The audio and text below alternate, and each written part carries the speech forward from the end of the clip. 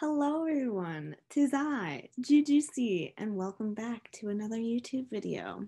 So yesterday was Christmas and I got a lot of new things.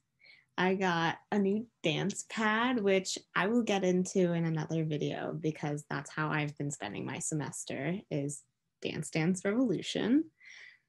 I got honeycomb, which is super exciting because I've always wanted to try honeycomb. And then I got some clothes, I got some new shoes, and I got an iPad, which is so much fun. And it's a lot more eco-friendly than having a lot of notebooks and stuff for class. So yeah, I tried to record a Dance Dance Revolution, I guess, battle between me and my mom yesterday, and that didn't work out well because my grandma and my aunt were down there and they didn't know I was recording. So today I was looking through because I was trying to clean up my room and I found a flash drive and I don't know what's on this flash drive. This video may not work either because I have no idea what's on it. There could be nothing and there could be, I literally have no idea. So that's what we're going to be doing today. We are going to be looking at what's in my flash drive. So I found an extension to my computer. So I'm going to be throwing this on here and then I'm going to be sharing my screen so you guys can see. Okay, so this is a share screen. This is my desktop. So much fun. So this is the flash drive right here. So we're going to see what's in it. Oh man, I thought there was gonna be something on here. What the heck is this? This is just an ad? Oh. No, it's not. Oh no, what is this one?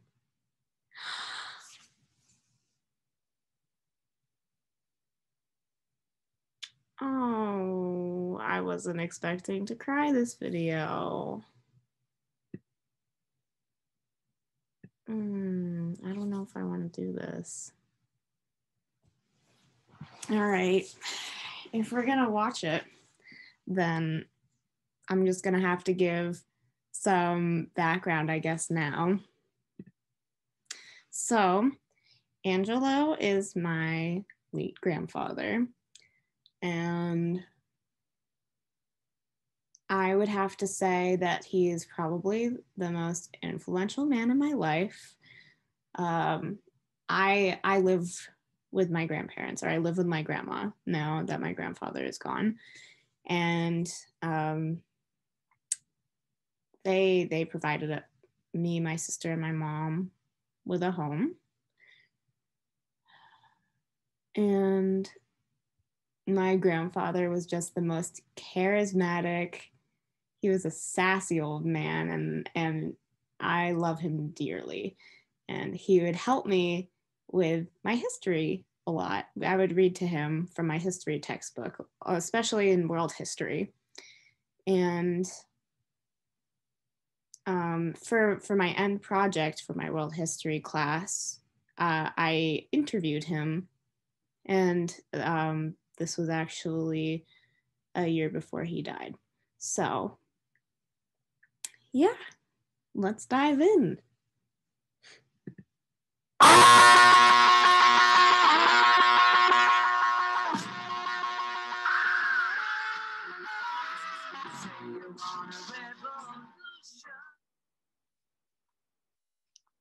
Well, I'm 88 years old. I was born and raised in Boston, Massachusetts. I lived in the South End of Boston. At that time, the South End was the slums of Boston. Today, it's a very yuppie, upscale environment. But in my youth, it was totally different. I lived in a neighborhood where I walked to elementary school. I walked to grammar school. And in grammar school, the teachers used the rattan. I don't think young people today even know what a rattan. Give me a minute, I need tissues. Oh my gosh. Okay. Is, but it is a form of punishment. It's a bamboo stick, bamboo rod that the teachers would use to discipline young men, boys who did not know how to behave properly. From elementary school, I went to Boston English High School, I like the transition. which is the oldest public high school in the United States. I'm very proud of that. And then we upgraded. We moved from the South End to Dorchester.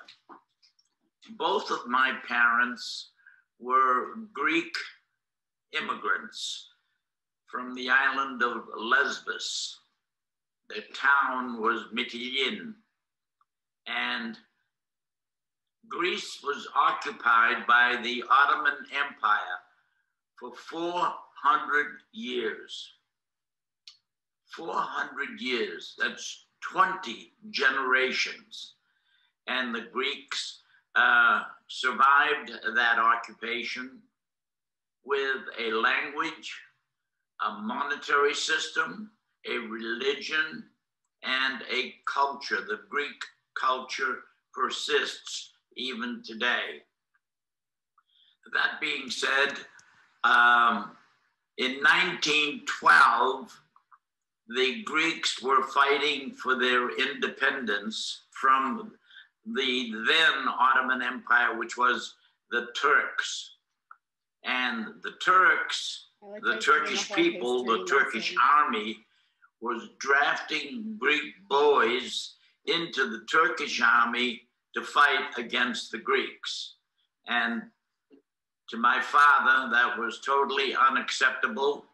And he secretly immigrated and was probably, in 1912, was probably an undocumented immigrant. I don't know that as a fact, but I know that he enlisted and fought in World War I, and he did become a citizen. Now, in our home, as a boy, I spoke nothing but Greek. And I learned English. I learned English in the streets and in school.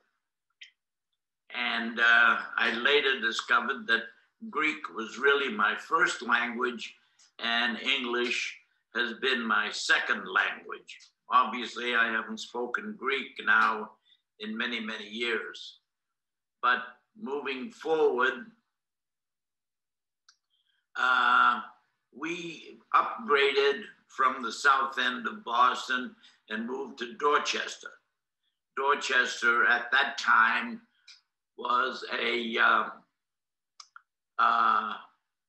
more respectable neighborhood of Boston, but it was still part of Boston.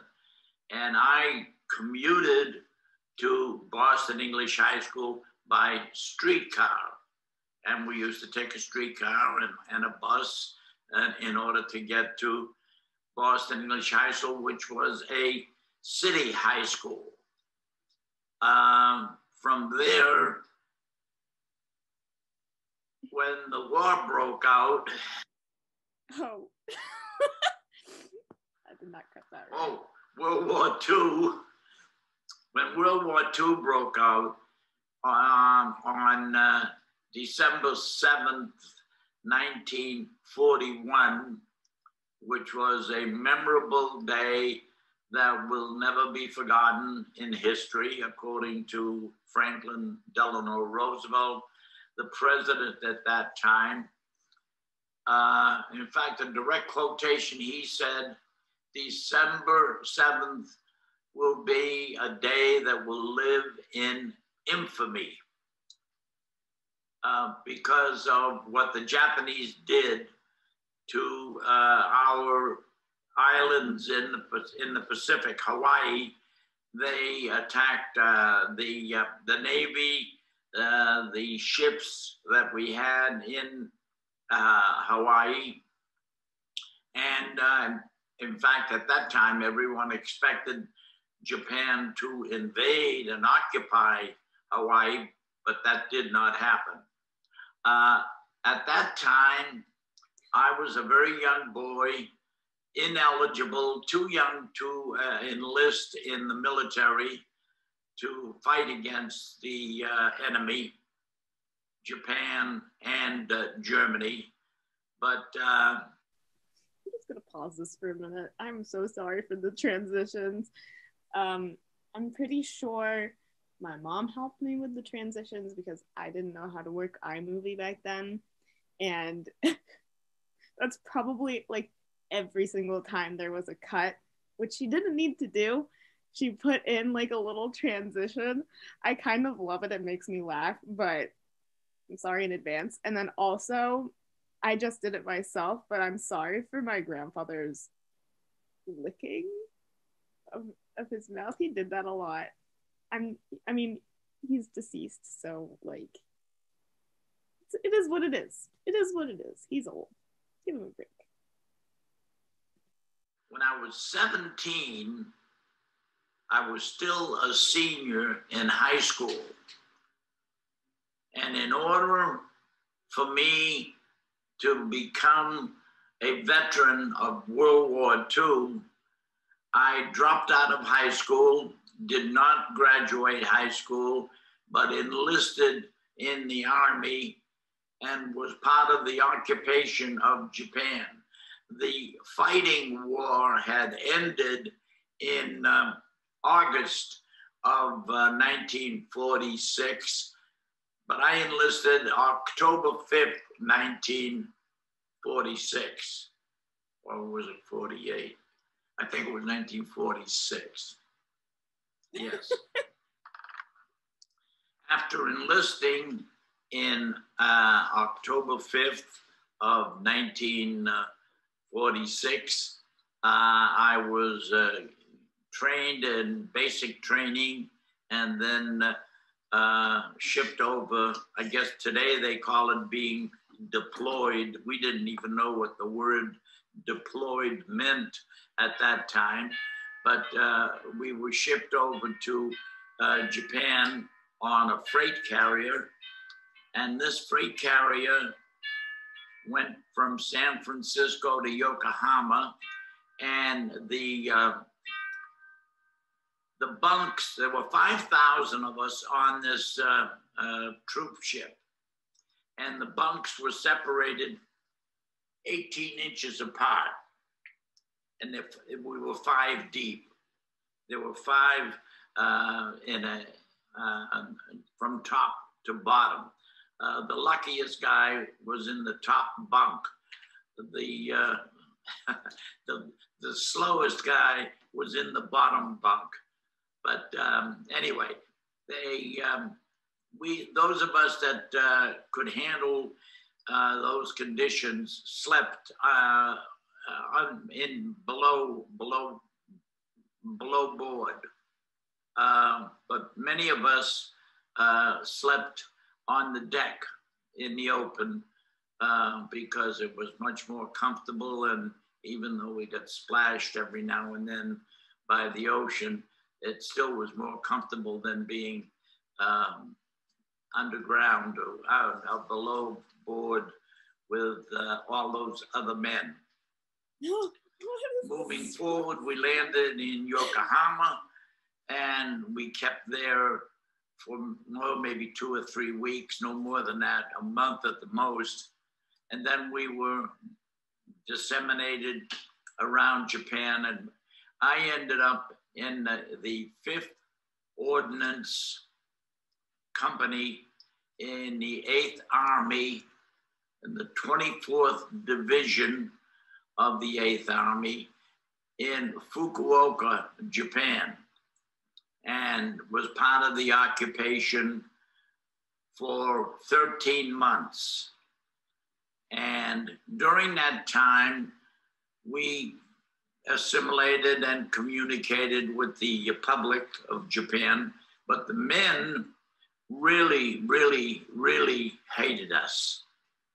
Not because we were the enemy and we had won the war, but they hated us because of the way we were treating the Japanese women. We, as soldiers, when we had free time, were assimilating in with the Japanese community, and we treated the Japanese women the same way that we treated the American women.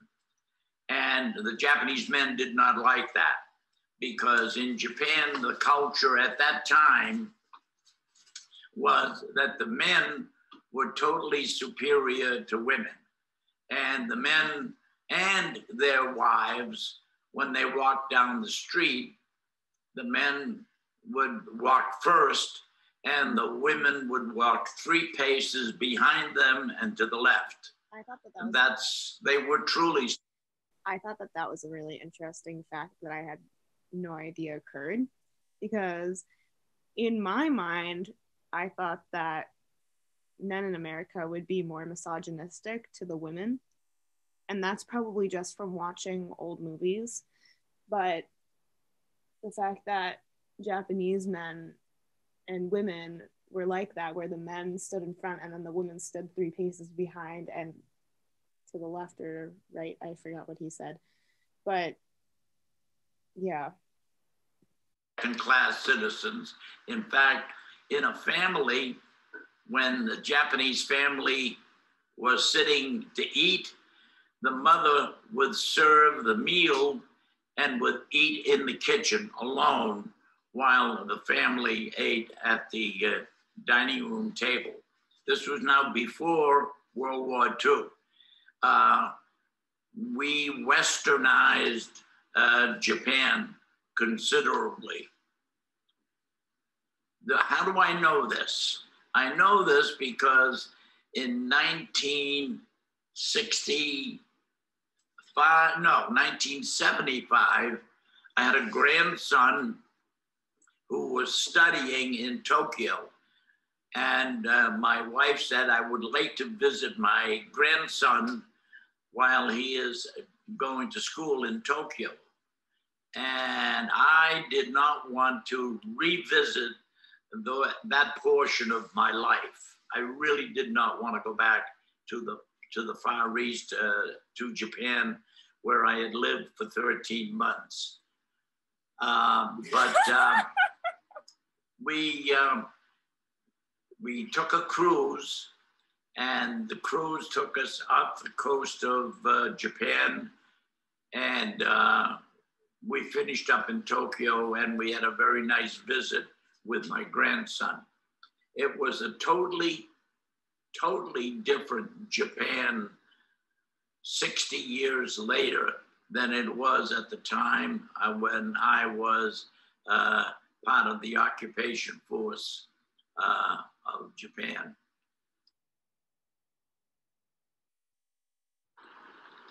When I was eligible to be discharged and was returned to San Francisco, I was waiting to be discharged, and my discharge date was 30 days away. We were offered an opportunity for immediate discharge if I volunteered to join the reserves. And I volunteered to join the reserves so that I could get out as quickly as I could to return home to natural life. And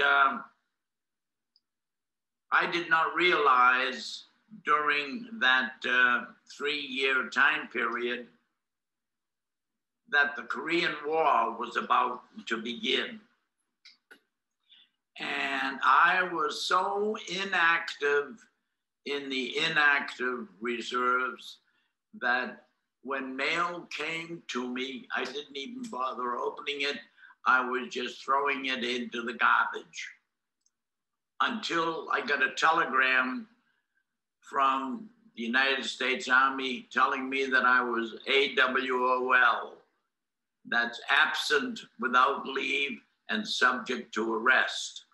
And I had to report to camp to find out that I was recalled into the Army because of what was called at that time was the Korean, it was not the Korean War, it was a political conflict. And the Korean War was taking place, and the reserves were being called back into the Army. And we had to go back to Japan, and then from Japan, a very short period in Japan, and then we were assimilated over to Korea.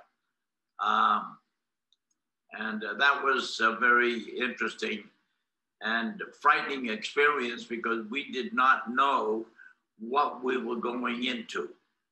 And one night in the barracks, while we were waiting for the ferry to take us across to Busan, Korea, the barracks were very dark. There was no lights and lights out. And one voice said to another, "How old are you?" And the other one says, "I'm going to be 23 years old." He said, "Oh, when?" And the man said, "October 26th." And another voice said, "Maybe." And then there was dead silence. No one spoke. We were all very concerned and very frightened about our well-being. Wow. And being over in Korea was a rough time period. That gave me chills. Best depicted by the TV series MASH. That was a very popular TV series showing how we lived in tents and no sheets, and sometimes slept with our boots and socks on, and had to walk through mud in order to get to the shower when we showered. It was a military conflict environment, and there were troops passing through us to go up to the battlefront. I feel very fortunate in that I did not have to experience that except once. And I can't retrieve it because we went up in trucks. And I blocked that all out because I honestly don't have a good memory of it, a bad memory. So anyway, that was my experience in Korea. And then I do remember when I was returned back to Japan to return to the United States for the first time, I took a shower and slept between two crisp white sheets, and I cried. And that was real, very real. And I'll never forget that. It's crazy to me that all of this happened to my grandfather because he was such a nice man. And not to say that nice men don't go to war, but the fact that such a strong, courageous man went to war and experienced all of this trauma and still like stands in his nice polo shirt and sits down to record a video like this, it's just wild because, you know, the fact that he went home and he cried in linen sheets is just, it's something that comes naturally to me. Like, I'm so fortunate to be able to go and sleep in a nice bed instead of being in a wartime. Like, at least half of his life was being in war. Wow. Yeah, that's a bad time in my life. When I was first discharged from the Army, I was 19 years old. And I went back home. And as a young man, needless to say, wanted to go to work. And as a young man, I socialized, and I had a girlfriend. She was a senior in high school, and she was graduating. And she was very proud of the fact that she was going to work for the Boston Gas Company, and she was going to be working 37 hours a week and making $30 a week.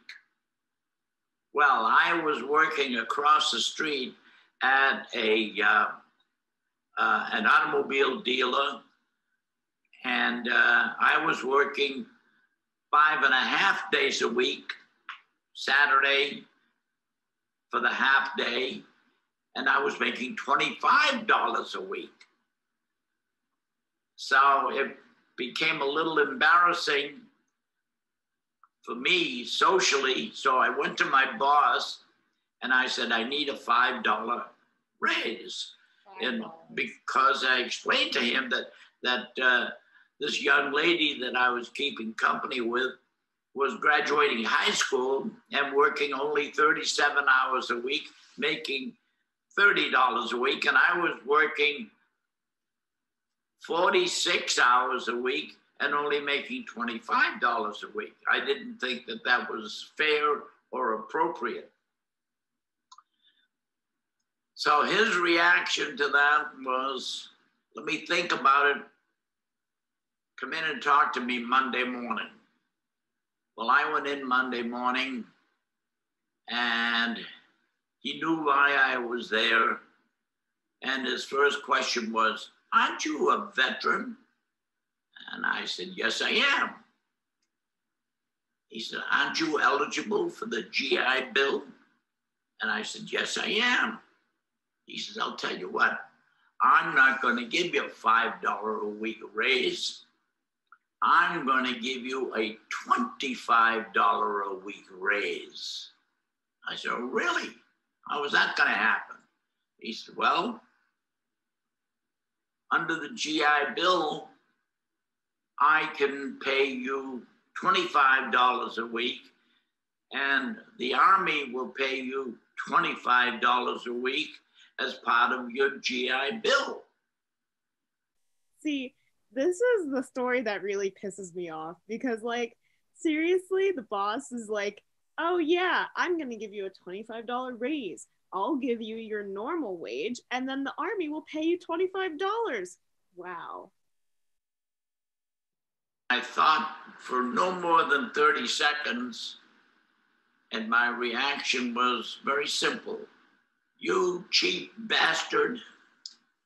I asked you for a lousy $5 a week raise, and you want to take away my GI Bill privileges and not give me a raise at all. Take your job, stuff it up your ass. I quit. And I walked out right then and there, and I went back to high school. Mind you, now I'm 19 years old, and I'm going back to Boston English High School with kids that are 17, 16, 17, 18 years old. And it was a very embarrassing and humiliating experience, but I did do that and graduated high school so that I could go to college and take advantage of the GI Bill and go on and get my college degree in chemical engineering. After starting college at Northeastern University, majoring in chemical engineering, after a year, I was recalled into the Army because I was in the reserves. I was recalled into the Korean War.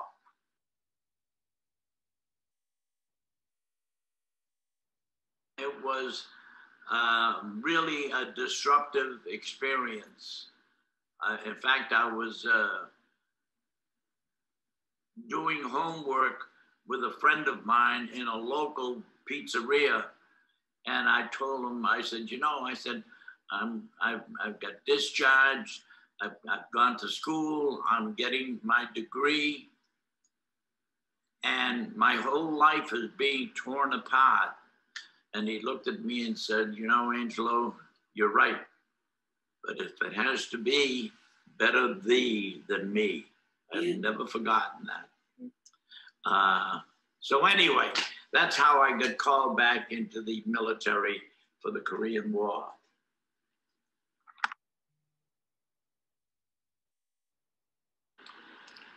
I can say this about the situation existing in Korea today. There should not be. Today, I think that what he's about to say is still relevant to today, but by today, I want to say that this was in 2015 or 2016. A North Korea at all, because our troops, under the leadership of General Douglas MacArthur, advanced and pushed back the Korean army and the Chinese army up to the Yalu River, which separates the peninsula of Korea from China. And General MacArthur, wanted to go across the Yalu River and continue his advance into China. And the politicians in Washington, D.C. would not allow him. And the president at that time was Harry Truman. And in fact, he recalled General MacArthur back to Washington to discharge him from his position as leader of the military force in the Far East. When he did that, grown men in the military sat on the curb by the side of the road in tears. That's how much they respected and admired General MacArthur. But Harry Truman discharged General MacArthur from the military, took away his command, and General MacArthur tried to present his side of the story and even spoke to a joint session of Congress, both the Senate and the House of Representatives simultaneously. Rumor has it that General MacArthur wanted to become president of the United States, but obviously he didn't go anywhere. He was just another civilian. He was finished. The entire country was very concerned about the possibilities of a nuclear war. We referred to it at that time as the Cold War.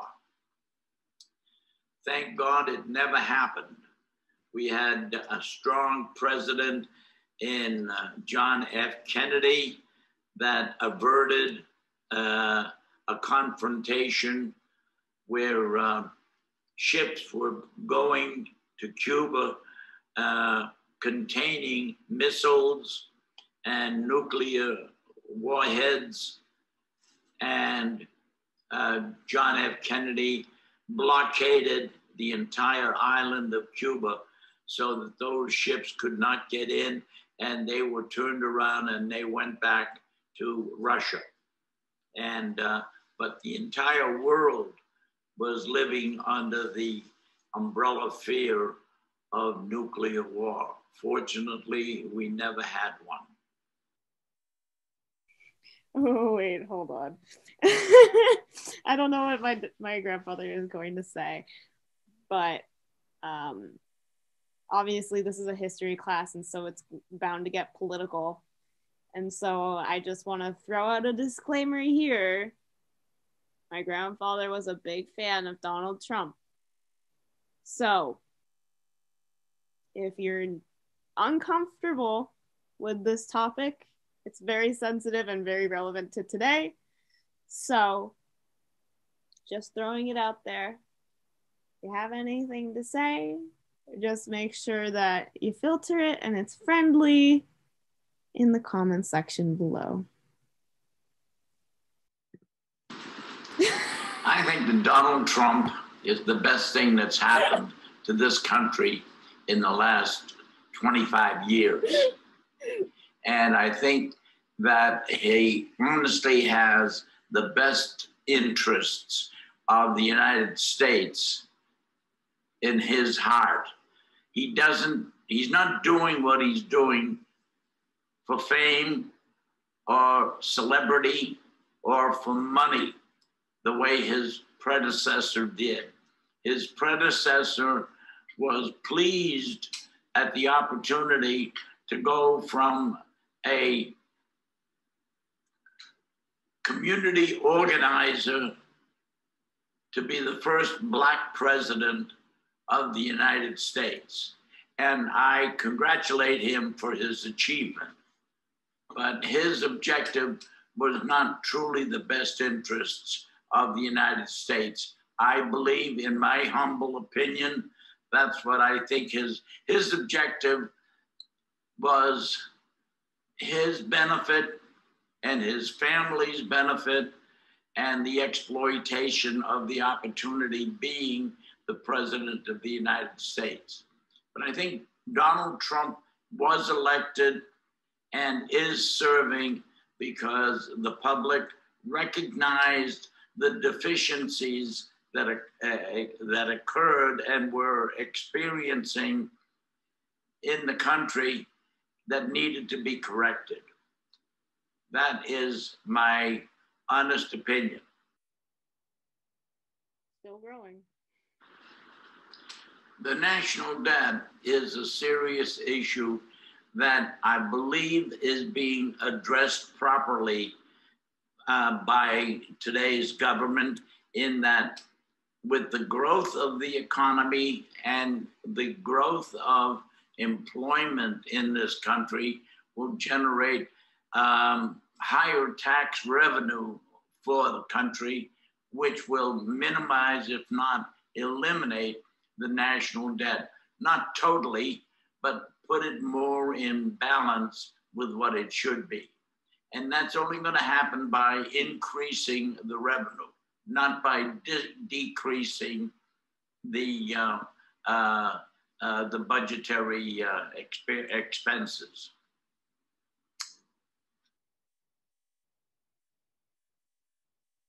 In closing, as an 88-year-old veteran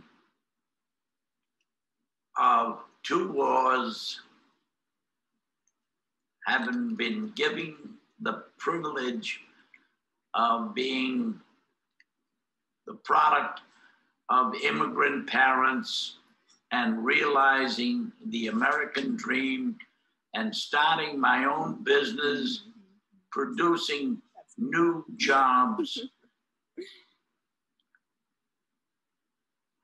I am very proud to be an American, and I think all of our new immigrants to this country should focus on assimilating into the American society and realizing the American dream.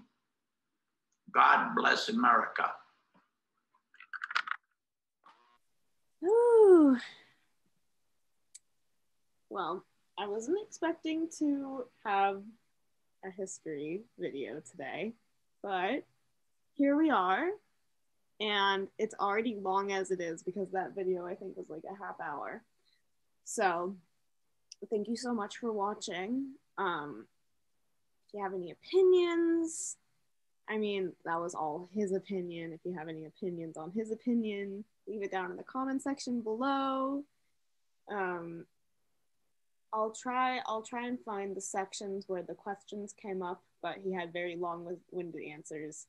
So yeah, yeah, and I'm so glad that I actually found this video because we were looking for it, and I hope that you guys learned something.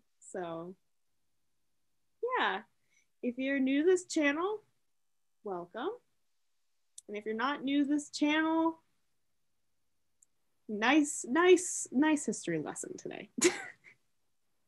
All right, peace out, Girl Scouts and Boy Scouts and any scouts, any scouts. All right, bye.